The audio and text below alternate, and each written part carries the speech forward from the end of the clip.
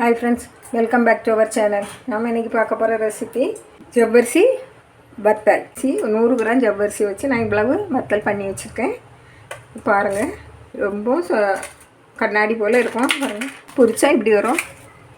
பாருங்க, தவறம் நம்ம.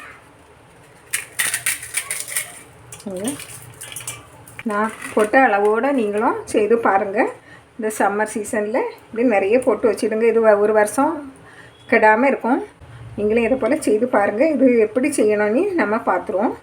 அதுக்குள்ளே தேவையான பொருளையும் பார்த்துருவோம். ஜவ்வரிசி வடை எப்படி செய்திடலான்னு பார்த்துருவோம். நான் இந்த கப்புக்கு 1 கப்பு மாவு பாருங்க, நல்ல குண்டு குண்டாக இருக்கும். இந்த மாவுக்கு 1 கப்பு நான் எடுத்திருக்கேன். இதை நல்லா கழுவி 2 நேரம் கழுவி அதில் உள்ள மாவு அது ஏதாவது இருந்தால் வெளியே போயிடும். அதுவும் பிறகு இதே கப்பில் 1 கப்பு தண்ணி விட்டு ஊற வச்சிடணும். நீங்கள் நைட்டு ஊற வச்சிடலன்னாக்கி காலையில் எடுத்து நம்ம பார்க்கலாம். ஊற வச்சுருக்கேன் பாருங்கள். இப்படி குண்டு குண்டாக முத்து முத்தாக இருக்கும். நல்லா ஊறி இருக்கும். மாவு உணங்க ஊறியாச்சு. இப்போ நம்ம எப்படி செய்யலான்னு பார்த்துருவோம். இப்போ இதுக்கு 1 கப்பு தண்ணி தான் விட்டு ஊற வச்சுருக்கேன். இனிமேல் நம்ம அடுப்பில் 3 கப்பு தண்ணி, இதுக்கு இதே கப்பில் 3 கப்பு, நம்ம 4 கப்பு வேணும் இந்த ஜவ்வரிசி வடான் செய்யறதுக்கு. இதுக்கு நம்ம 3 கப்பு தண்ணி நான் விட்டு கொதிக்க வச்ச போகிறேன். அடுப்பில் பாத்திரத்தை வச்சு நான் இதுக்கு இந்த கப்புக்கு ஜவ்வரிசி எந்த கப்பில் அளந்தனோ அதே கப்பில் 3 கப்பு தண்ணி விடுங்க. 2 3 கப்பு தண்ணி விட்டு நல்லா கொதிக்கட்டு ஒரு 1/2 டீஸ்பூன் உப்பு போடுங்க. இந்த வத்தல் வடாமெல்லாம் புடச்சுமே நீங்கள் பாதி அளவு உப்பு போட்டால் போதும். காஞ்சி வரைச்சுமே ரொம்ப உப்பு தூக்கலாக தெரியும். நல்லா கொதிக்கட்டு நம்ம இப்படி தண்ணி நல்லா கொதிக்கணும். நல்லா கொதித்த உடனே ஸ்டவ்வை ஆஃப் பண்ணிடுவோம். இதை நம்ம ஊற வச்ச ஜவ்வரிசியில் இந்த பாருங்க தண்ணி விட்டாச்சு. இது 1 மணிக்கூர் அப்படியே இருந்து ஊறட்டு. நமக்கு இதை அடுப்பில் வச்சு காய்ச்ச தேவையில்லை. நமக்கு இது ஈஸியாக செய்திடலாம், அடி பிடிக்காது. இப்படியே இருந்து ஒரு 1 மணிக்கூர் நல்லா ஊறட்டு மூடி வச்சுருவோம். மூடி இருக்கட்டு. 1 மணிக்கூர் கழித்து நம்ம பார்ப்போம். வச்சு தண்ணிக்குள்ளே போட்டு 1 மணிக்கூர் ஆயிட்டு. பாருங்கள், நல்லா இறுகி இருக்குது. பாருங்கள், நல்லா வெந்திருக்கு. கண்ணாடி மாதிரி இருக்குது பாருங்கள். நல்லா மாவுனாங்க இருக்குது. இதை நம்ம மிக்சியில் போட்டு நல்லா அரைச்சி இப்போ பார்ப்போம். மிக்சியில் போட்டு அரைக்கிறத பெரிய மிக்சி ஜார் எடுத்து அதில் போடுங்க.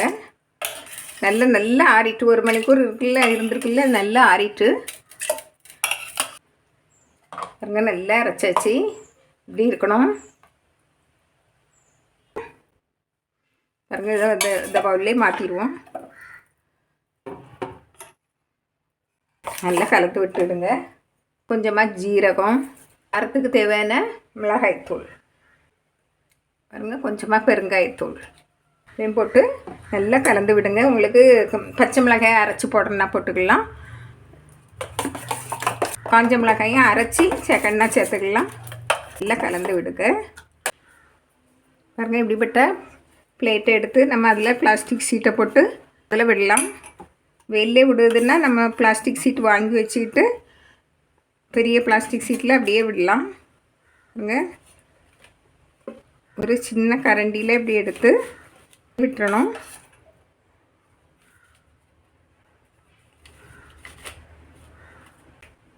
நான் இது வீடியோ காண்டி தான் சின்ன இதில் விட்டு காணிக்கேன். இல்லாமல் பெரிய இதில் தான் நான் விட போகிறேன்.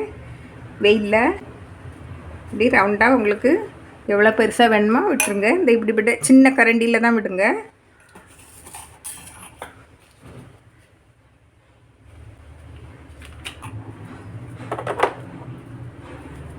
இப்படியே நான் எல்லாம் விட்டு வச்சுருவேன் வெயிலில். இது நான் வீடியோ காண்டி தான் எடுத்திருக்கேன். நம்ம சாயங்காலம் நான் எடுத்து காணிக்கேன் உங்கள்கிட்ட. ஜவ்வரிசி வத்தல் நல்லா காய்ச்சிட்டு 100 கிராம் ஜவ்வரிசியில் இவ்வளோ கிடச்சிருக்கு பாருங்கள். இவ்வளோ கண்ணாடி இனங்காக இருக்குது பாருங்கள். ஒரு நாளையில் நல்லா காய்ச்சிட்டு, ஏன்னா நைஸாக விட்டு வச்சுருக்கேன். நைஸாக விட்டு வச்சா தான் பொரிக்கிச்சுமே செம்மையாக இருக்கும். பாருங்கள், இப்படி நைஸாகிட்டு விட்டு வைக்கணும். நான் விட்டு வச்சதை போல் பாருங்கள். இப்போ நம்ம இதை பொரித்து பார்ப்போம். பாருங்கள், எண்ணெய் காய்ச்சிட்டு பாருங்கள், இவ்வளோ பெருசாக வருது.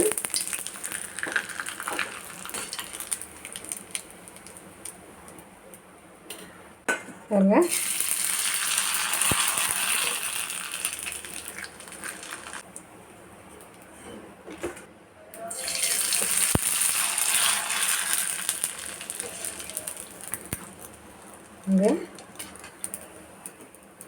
இதே போல் நீங்களும் செய்து பாருங்கள். அங்கே எவ்வளோ அழகாக இருக்குது. இதே போல் நீங்களும் செய்து பாருங்கள். பிடிச்சிருந்தால் லைக் பண்ணுங்கள், ஷேர் பண்ணுங்கள், கமெண்ட்ஸ் பண்ணுங்கள், மறக்காமல் சப்ஸ்கிரைப் பண்ணுங்கள். தேங்க்யூ.